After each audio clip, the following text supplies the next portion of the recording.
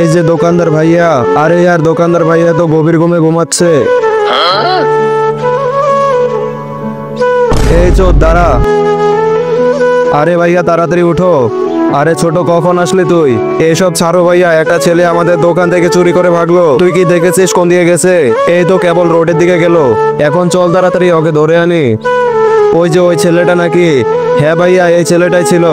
ঠিক আছে চল, একে এখনই বানাচ্ছি। এই যে চোর ছেলে দাঁড়াও, এই অল্প বয়সে চুরি করা শিখে গেছো? না ভাইয়া আমি চুরি করিনি।